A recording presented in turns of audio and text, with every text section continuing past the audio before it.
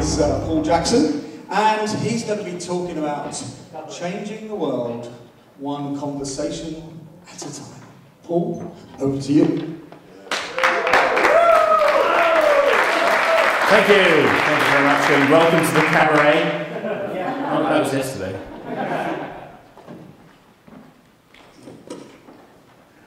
John?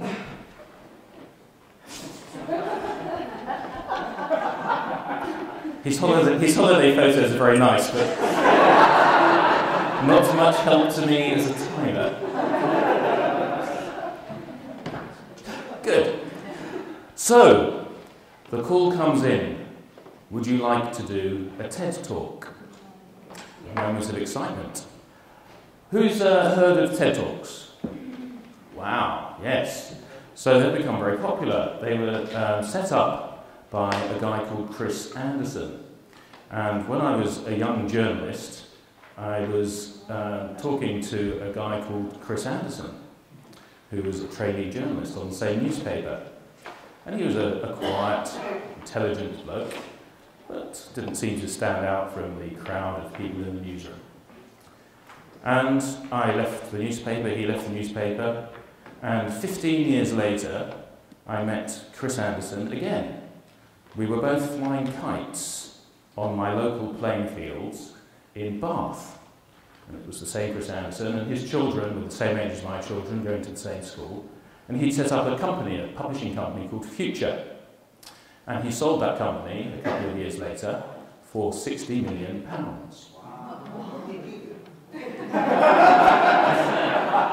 We'll come to that in a moment. He moved to America, and the secret of his success as a publisher of magazines was to give things away free on the cover. Discs and software and so forth. He was the first one to do that. So he found what worked, and he moved to America, and he bought TED, and he did it again. He found what worked, so he gave away TED Talks, some of the top talks in the world by the best speakers in the world. You can watch free online at any time. So finding what works and doing it twice from the humble beginnings of a journalist. So the invitation comes in to give a TED Talk, and I say, yes, I will do that. A TEDx Talk, which is one of the ones that's a satellite event, this one being in Russell Square in London. And I thought I'd share with you my 5 top tips for a TED Talk. So, tip number 1, you choose your topic. Yeah, you've come for some wisdom, it will be there. Choose your topic. And TED is all about changing the world through these talks on education, technology and design. And Solution Focus is about changing the world. So I chose the topic of changing the world one conversation at a time. And I decided I wanted to talk about, of course, Solutions Focus. Now, tip number 2. You ready for this one? Tip number 2, if you watch all the good TED Talks, the best TED Talks, they have one central theme. They're about one thing. So if you were to pick one thing that you were going to talk about in relation to Solution Focus, which aspect would you choose? What would your key point be? Shout a few out. Strength. Strengths. It's a very tempting topic, isn't it? That people know about strengths and they're going to enjoy hearing about strengths. Ask. The Italian cafe chain. Yes. Ask the audience about things. You could do that, but unfortunately these TED Talks, they're not keen on them being interactive. It has to be a presentation. So asking the audience is quite a tricky thing to do. The other ideas? Clues. Thank you, Sherlock. Clues suggestion. You could talk about clues and Steve DeShazer. I thought the central thing that I wanted to talk about was the distinction between problem talk and solutions talk. Because when you talk to people about solutions focused, they say, of course I'm solutions focused. Who wouldn't be? It seems very natural and obvious. So I wanted to illustrate this difference between problem talk and solution talk. So I started like this. I said, wouldn't it be strange if you went shopping with a list of all the things that you didn't want to buy? People agreed that would be odd. Or if someone came up to you and said, No, I don't want a cup of coffee. What do we know about what they do want? Very little. They may want a glass of water, a cup of tea, or perhaps something completely different, like going for a walk. So you wouldn't ask them, tell me more about this cup of coffee that you don't want, would you? It would be curious. And yet, when you work as a consultant or as a coach, people always want you to talk more about the poor leadership they're experiencing in their company, or the way that the team isn't working very well, or when they're in coaching, what their deficits are and weaknesses are as a chief executive. These poor performances, bad teamwork and weaknesses that they don't want. And it seems sensible to talk about them. So those are all examples of problem talk.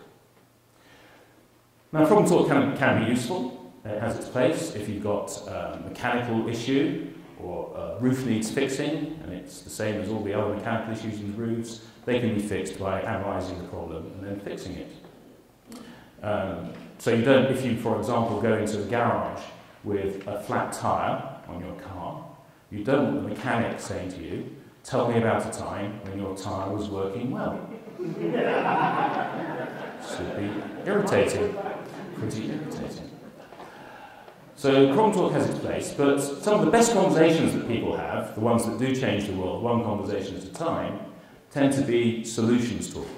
Solutions talk is about what you want to have happen, maybe a picture or an image or a description of what that would be like, what your strengths are, so we touched on strengths, your good experiences, your resources, and what you might expect to happen next, signs of progress. So this was going to be the central theme. Tip number 3 for a TED Talk, and John, your time has gone completely blank now, so it's of little use. Luckily I set my own timer on here. Ooh, 2 hours and 14 minutes still to go. Excellent. Feels like that, yes. Thank you, hecklers. We're up to tip number 3. Yes, tip number 3 is you tell a personal story. You have to share a personal story. So this was okay for me with Solutions Focus. I have a strong personal connection. I trained with Steve DeShazer and Insoo Kim Berg.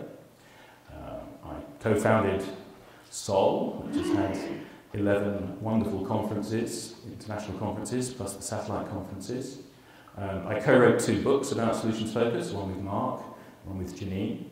And it's led me to all sorts of extraordinary places. I've spoken about Solutions Focus in an Austrian palace, in a Japanese cellar, and in a hot tub in Austria. Some of you saw the photo yesterday. So good, strong personal connection. And you can tell some of your favourite stories about the topic as well. I chose a couple of stories. One that I really like about Steve DeShazer, who was consulting with a man who'd been for many, many consultations with other psychiatrists and doctors about his heavy drinking, alcoholic so-called. And the first psychiatrist had analysed the problem, but it didn't do anything to stop his drinking. And the second doctor had told him about the liver damage and the brain damage, very frightening, but did nothing to stop the drinking. And he went to see Steve DeShazer, and Steve started the session, as he often did, by saying, tell me, what is it that you do with your days? And the man said, well, I spend my days listening to music and drinking. And Steve said, what sort of music?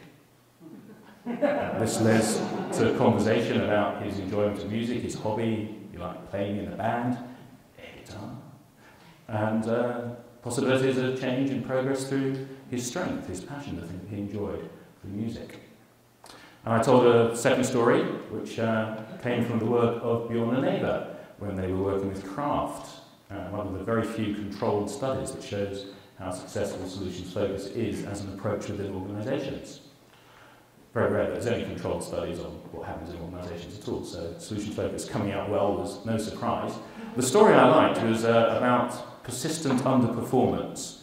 Bob, the man who had to look after the machine that date stamped the cheese. So a Kraft factory, they make processed cheese, and there's machines that date stamp it. And Bob was not very good at his job. And the machine would break down or go wrong or be stamping the wrong dates, and Bob would let it run. and this was very irritating to his supervisors and managers, and it was an expensive loss of production because they couldn't sell this cheese with the wrong dates on it. And they thought they'd tried everything. So they had warnings. It was very difficult to sack him because the union was strong and you'd have the cost of recruitment.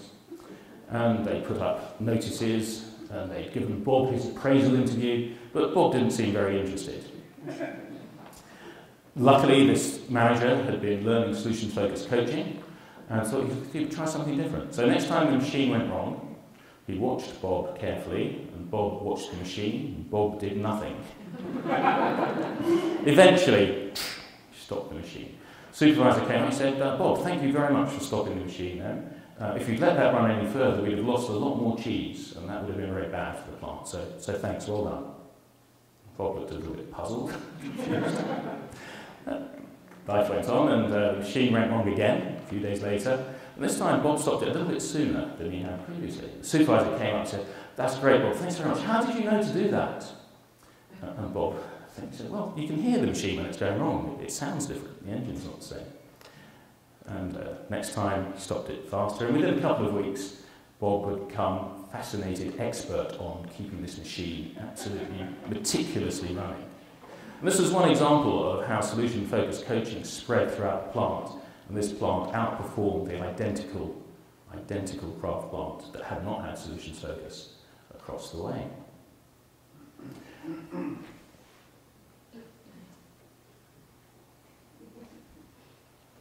So that's the fourth tip, your favourite stories. And the fifth tip for a TED Talk is a call to action. You have to leave the audience inspired with a call to action. So I suggested that they might like to use a solutions talk approach rather than a problem talk approach next time they had a conversation that mattered to them. And I gave 3 tips that they could do for that. And the first tip was to focus on what's wanted rather than what's not wanted. So if somebody is telling you what they don't want, you could say to them, so I guess you don't want that. What do you want instead? This was one of Insu's classic questions. What do you want instead? What is it that you want? And even this can keep conversation onto a solutions talk track. And the second tip was to focus on what's working. What's going well? And if it's a challenge or a struggle, then what's going well even a little bit is worth discovering, talking about, finding out, and expanding on. And the third tip was to look for what's next, for signs of progress. So if you had a challenge, difficult problem or issue to deal with, how would you know that things were improving? What would tell you that you were making progress? Again, even a bit, small signs of success. So that the call to action was to look for what's working, what's wanted, and what's next. And I think the call for action here for us at Sol is to remember that Sol's been going only for 10, 11 years. We're still very new, very young, very small. You are all pioneers. And it's possible for all of us to go out there and change the world, one conversation at a time. Thank you.